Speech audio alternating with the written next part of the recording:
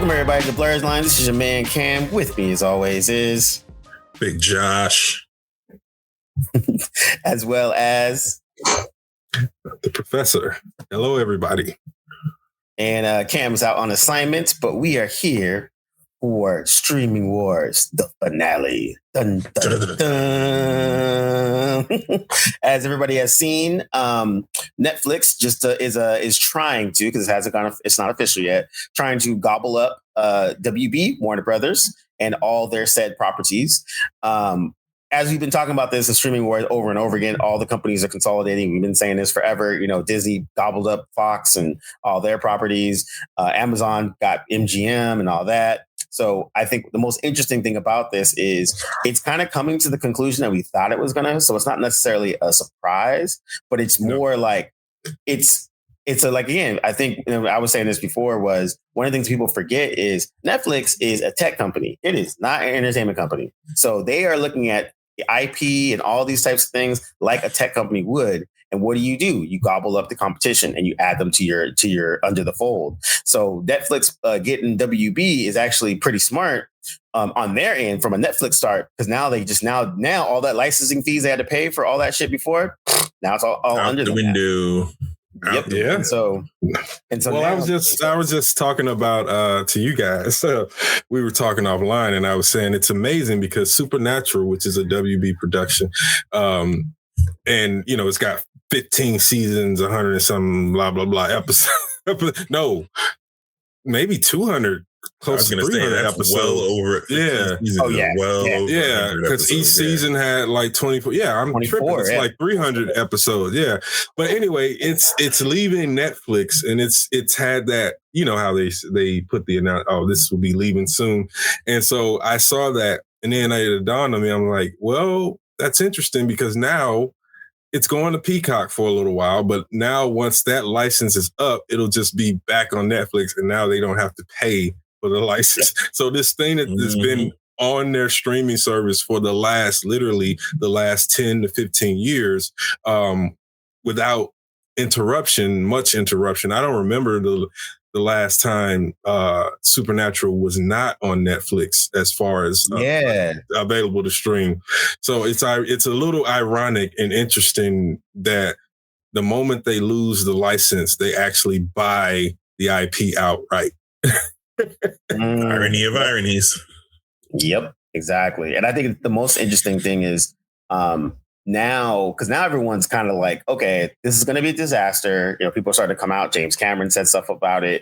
The SAG-AFTRA is already saying, yo, this is horrible. Directors Guild's like, yo, they got to stop this. And then our man Trump is like, whoa, what's going on over here? Oh, wait. Should I pay attention to this? Oh, maybe not. Well, tell me if I need to pay attention, and I'll pay attention. Because it's a mess. It's a whole mess. You know, and the interesting thing is that you kind of saw it going this way, that it was going to be an unconventional left field purchaser, because they stalled Paramount. And why wouldn't they? Paramount was just on the deck itself to be sold. So like, you know, it seems counterintuitive to negotiate much with them, but I think the Netflix deal shows where Zaslav's mind was the whole time, which was he wanted to sell to one of those tech companies, to one of those major tech entities, Netflix being the one that is the least, that has the least amount of blowback in terms of the perception of what it is, because Netflix has been in the entertainment and media business for quite some time now. But the problem was always that they never had a strategy that made sense to cinema or to really to anything that resembles traditional audience behavior, right? So like their thing is they release, even now, they don't have a regular routine way of releasing their shows.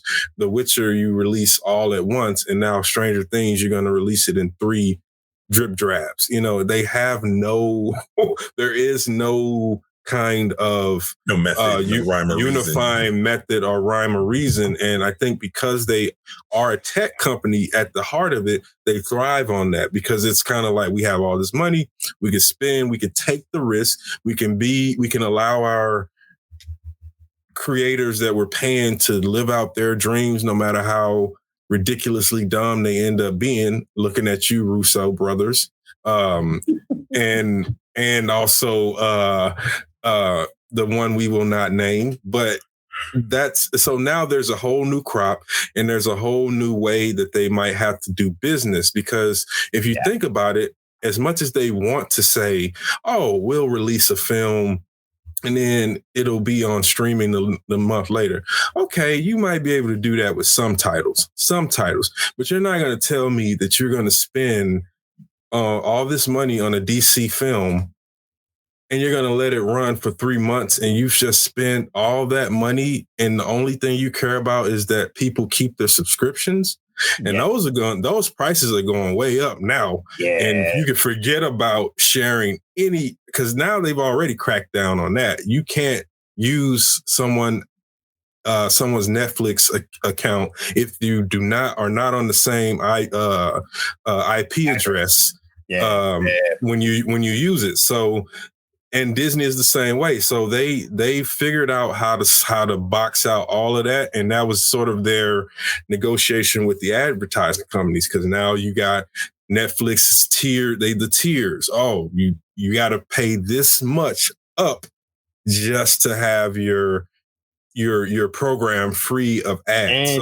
And also too, you have to remember with Netflix buying out all the sports stuff.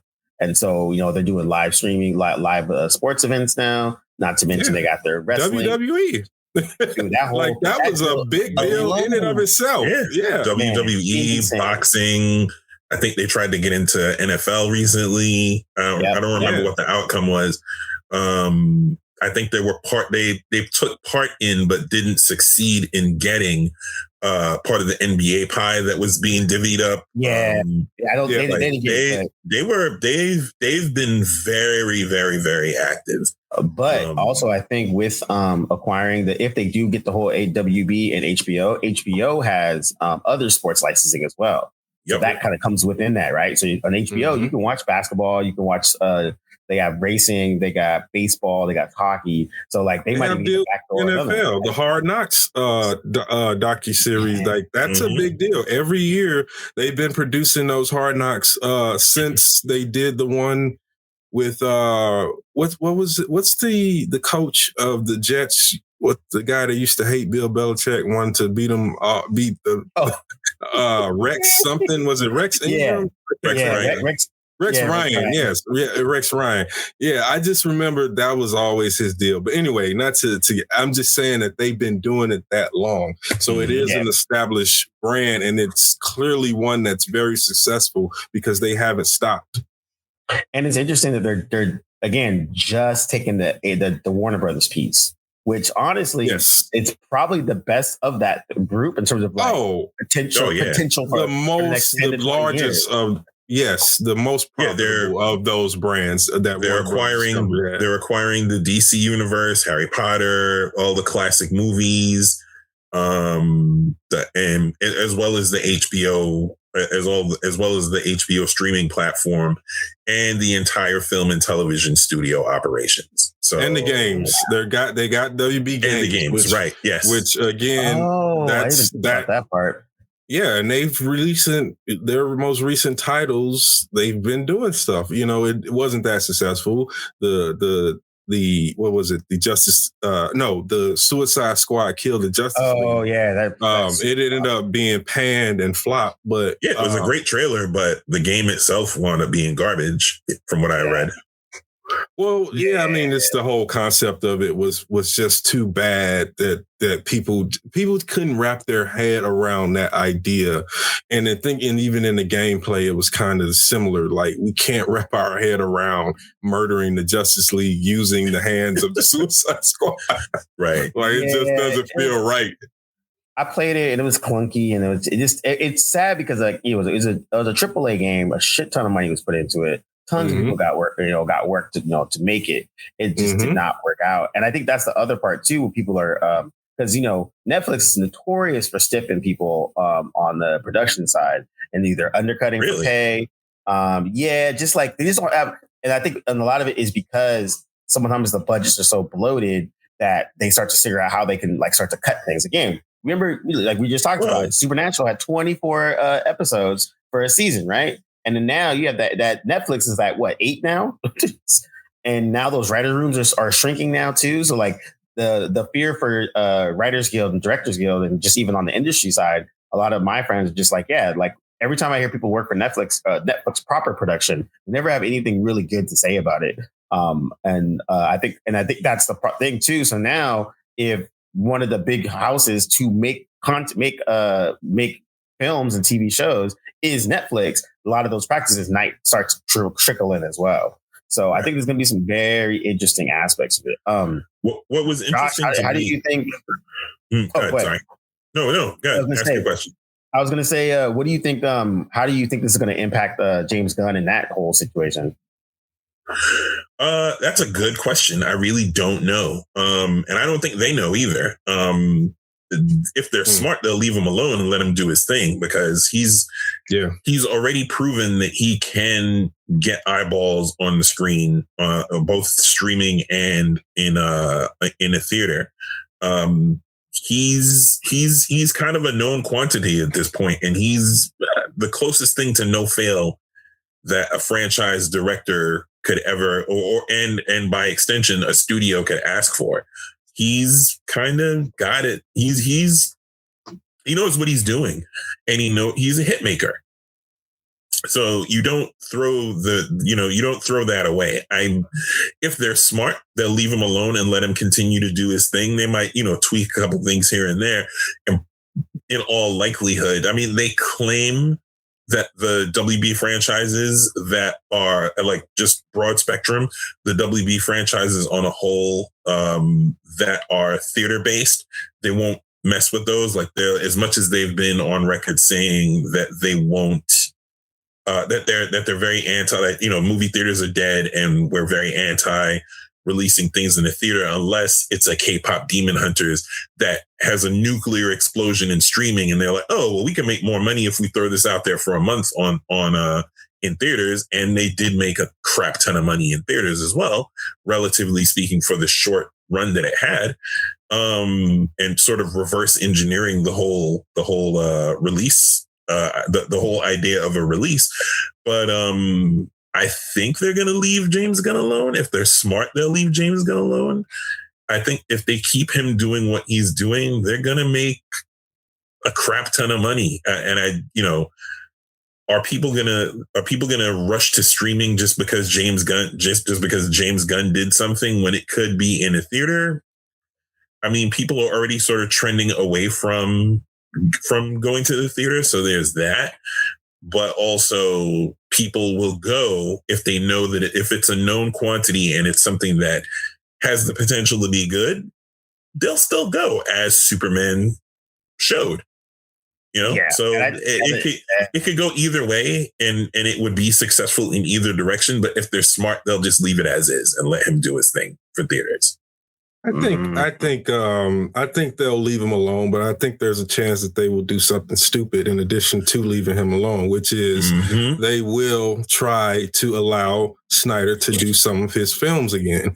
And there's no reason why they might not, because again, if James Gunn's DCEU is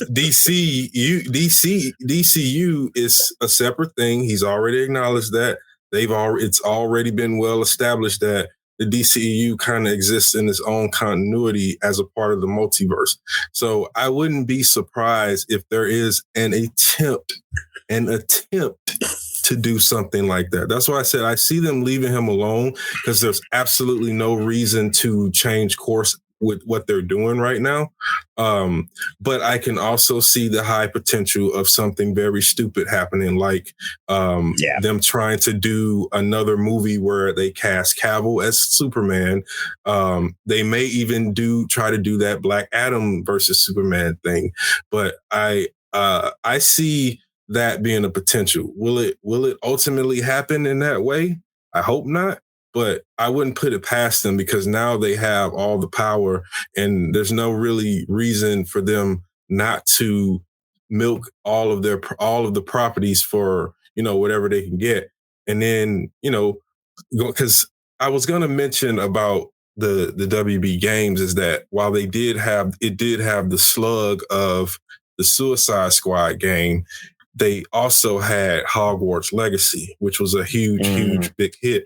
So that was a fun game too. Really fun game. Yeah, there's been a lot of success that it just makes sense that now that they have it, they have this huge assortment of properties and brands and things. I had a student ask me, how's that not a monopoly? And I was like, well, in the past, it probably would have been. However, you still have others in the game. You have Amazon. Yeah. That's essentially it's their competitors, and you have Disney. And lo and behold, what is the trend? That Disney is one of the last of the Moeshas, as Keenan as Steve Harvey trying to read the Who Wants to Be a Millionaire card. Yep. If you know, you know. But anyway, Disney is the last of that old school that is not a tech company first. That has all these properties and brands because Apple is a tech company. So there's a difference between monopoly versus antitrust. So that's a distinction that people aren't making. And I think, and it still has to, as a result of the announcement, this triggers a whole series of events from a regulatory standpoint. So it still has to pass muster. The kicker is a lot of red tape now. Tons. This is like another year in before any of this gets settled. Maybe longer because there's likely going to be some lawsuits. Like there's going to be some major pushback, and like you said, with the antitrust thing coming into play, I'm sure lots of lawyers are getting called up to take a look at. Yeah, because absolutely. Ellison has already announced that he's gonna fight it because he feels like there was that the deal wasn't done in good faith. Which That's is the Paramount guy, right? Yeah, Paramount. Yeah, exactly. Which is wildly interesting to me, because and as a quick aside, what was most interesting to me, and if I was a betting man, I would have put money on either one of these other outcomes. The Saudis, the Saudi Public Investment Fund, was backing both Comcast and Paramount. Yep. So they ran the illest squeeze play in all of business, in my opinion, and still wound up losing out, which is bananas to me. Bananas that neither Comcast. If you asked me between the three, which one would have pulled it off, I would have said Paramount, because Paramount has a more deep investment with the Saudi Public Investment Fund. Comcast might have, but it doesn't serve the interest nearly as much because Comcast is, if I'm not mistaken, is Peacock and an arm of NBC Universal still. Yeah. So I didn't really see the Comcast thing playing out. I would have sworn I would have put money down if I had it. I would have put money down to say that Paramount probably would have pulled it off, considering the size and with the direction that Zaslav was taking in terms of farming off everything to whoever would pay for licensing. It stood out to me that was the trend. He was trying to go for making Warner Brothers liquid and getting cash. The fastest way to get cash, in my mind, is to let the Saudis have it. You know what I mean? Yeah. So that was my thought process, because they were willing to pay a massive premium just to get in the game. Because the Saudi Public Investment Fund, they're trying to get into media and they're doing stuff, but they're not there right now. This would have made them an instant player, which is what they're shooting for, and they're still going to be. It's just a matter of how. That's going to take a lot of maneuvering on their part. This is a geopolitical thing. This is nothing. This has nothing to do with who had what you just said in terms of the money, because I never thought the Saudis were going to win that bid. I never once thought that they. I never once thought it. I wish I knew you were thinking about betting, because I would have took that bet. But I didn't see Netflix coming. But there were two names that I said were likely not going to win that bid, and that was the Saudis and Paramount. And I knew they wouldn't. Yeah, that's interesting. They weren't. With the Saudis, just the geopolitical situation, that's too big of a leap in foothold into the American media institution for that particular group of people. Like there are powers that are not going to allow that to happen that easily. You know what I mean? Yeah. And so it's more about, do I know this for sure? No, it's a feeling. And but it's it's not a leap at all.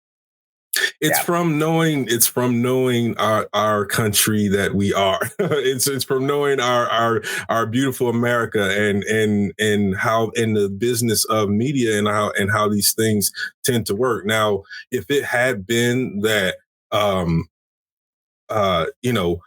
if it were a different group that was negotiating, I probably would not have been as confident. But having been in the trenches with that company, I kind of understood how, the things that Zaslav does in public doesn't necessarily indicate how he's going as far as the negotiation goes. He's always kind of thrown in wrenches when you think, where he's going to go this way, and then he ends up going another way entirely. And so that was why I wasn't so sold on. Did I know for sure they would not get it? No, but I would have been confident. I was confident enough to where, again, if I knew you were betting, I would have took that bet. Wow. Okay. Yeah. Because I felt like he was going to go for everything that he's done thus far has been towards a certain methodology in making Warner Brothers solvent, and that's cash. But you're forgetting that they had this last year of huge success on its own as a brand. Yeah. So he was doing that before when they were losing money, because they were not making any gains based right out the gate after the first deal went through. And so that's when he started to liquidate and sell off a lot of the assets and license things and shorten the licenses up. So one thing would be on a platform for like 3 months and then boom, it's gone to something else. But when they had Sinners and Superman and F1 and like just this year of nonstop revenue gains, that allowed them that gave them an upper hand in negotiation. So they didn't have to fall into that, who's got the most money, who's going to pay up, pay the biggest price. Because again, they just sold the Warner Brothers section. There's still the whole Discovery Global at brands as well. And I think, we could talk about this forever. So I'll narrow it down a little bit. I think the most interesting part of this whole deal, besides the money aspect of it, is, again, how it's going to affect the going down to the common, like the regular worker, right? Because now this is going to greatly affect all of the, all the folks on set. And we're talking the actual workers. We're not talking about the actors, rank and file, directors. Yeah, we're talking about the rank and file, and so how that's because they've already talking about the people that actually put the films and TV shows together, not the faces in front of the camera. The people that do the actual work to make these that actually work. Yeah, exactly. Yeah, and that's the part that's going to be the most interesting because, again, with Netflix and how much money they put into a lot of different stuff, they're again. You have people were talking about it before, if you're on a TV show, you're on a TV show for 24 episodes. That went down to 12. Now it's gone down to 8. And just like you said, D said earlier with how the Netflix releases stuff, you're working on a show for 2 years and then all the episodes drop in one day.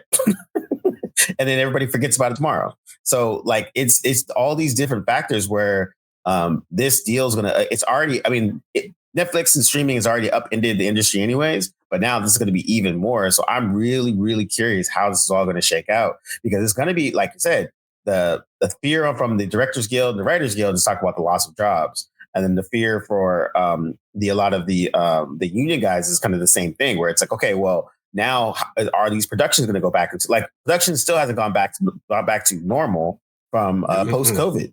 And so now we have another monkey in the wrench just happening too. So I'm really curious to see, on top of the third monkey in the wrench, which is AI. Still, AI will still play a major role in all of this. All of this restructuring at the end of the day will have AI involved in all of it, because that's a part of that fear amongst all those groups you named in terms of jobs. And now that you have a tech company first that is tech minded, how long will it be before they go, oh, we can just let the AI create a script, because it is no different than the scripts we already do. And so we can have them create it and assign a director, assign a story editor who will simply go through and make it make sense. And we can pay less and we can get it done. And so I think that's a big worry. You wound me, but you're not wrong. And so I want to introduce an additional monkey wrench, and that is all the spinoffs that have happened in the last 6 months between between NBC Universal spinning off USA, Sci-Fi Channel, MSNBC, which is now MS Now, and spinning those off into its own company. They're all doing it. They're all doing Warner Brothers has spun off CNN. Yeah. So, it is, I'm very curious, like Cam was saying, and you as well, D, I'm curious to see how this all shakes out in terms of the rank and file, because all the deck chairs are being rearranged between the spinoffs, between AI, between the potential sale of Warner Brothers from the film and TV side and the game side. I'm really curious, like, okay, once the dust has settled and the deck chairs have been fully rearranged, to stack one analogy on top of another, I'm really curious, like, okay, so now that that's all said and done, the regulatory piece has played out. How does this impact, like Cam was saying, the rank and file? How does, production is at an all-time low. Employment in media is at an all-time low. How does this then affect and impact the potential to generate now A, more jobs, and B, more shows, and as a result, and more films, and as a result, more jobs for the rank and file person who in some cases hasn't worked in like 2-3 years. Yeah. That's D. I'm gonna give you the last words, but yeah, I'm more depressed now, guys. Well, I think I think there's reason to. Obviously, we all know we're working, so have at some capacity been a part of that rank and file and working professionally in media for some time now, so we know for sure. But I think where it's going to go is we can't know. The biggest thing that we have to go on is the stuff that we're worried about, because then it's hard to see what the potential could be for all of this. All of the things that are lined up are things that we don't particularly, at least our generation, doesn't want to come to pass. Even the changing of how we view television and TV shows and see movies, that stuff is changing.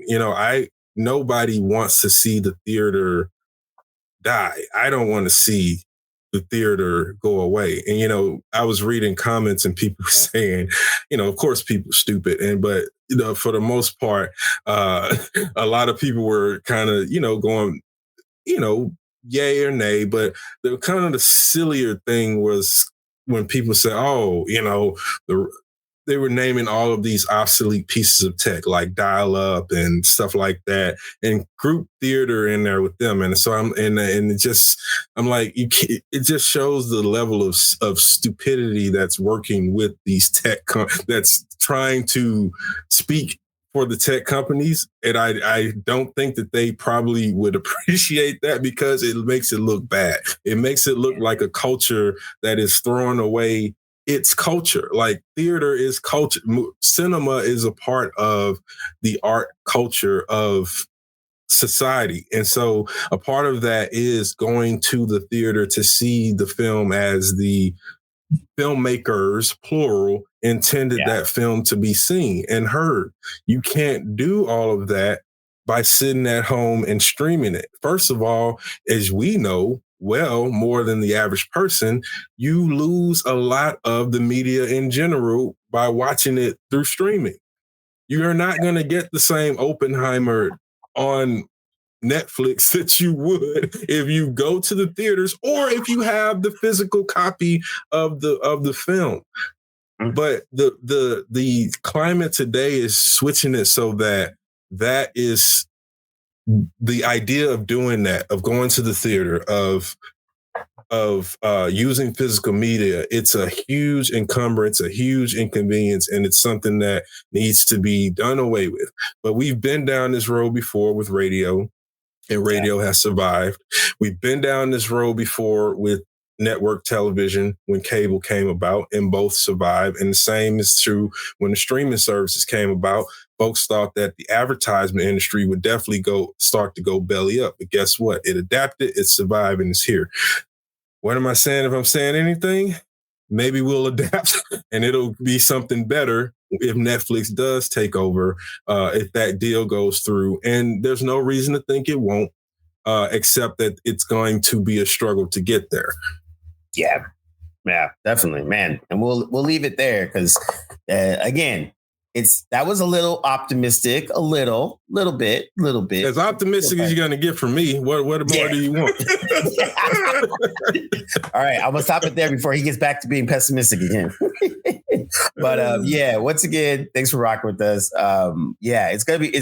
We live in interesting times, people, in all aspects. Indeed. Now this is just got even more interesting. So we'll definitely be around. We'll look for us on Facebooks and the YouTubes and Instagrams. On YouTube specifically, we've been dropping a lot more video content, which is really great. So definitely check it out. Like, subscribe, follow, tell a homie. And we got a couple things coming up for 2026, and we're brainstorming and we want to do a little bit more. So we got some things cooking. I'm really happy with what we're doing, but we just wanted to thank everybody for listening to us, watching us, sharing us with your friends, arguing with us, whatever it is. We appreciate all of that, and it definitely helps us get better. So just wanted to give that little thanks for everybody. And man, this is Blerdlines. Yeah. Like, subscribe, follow, or we come and kill you.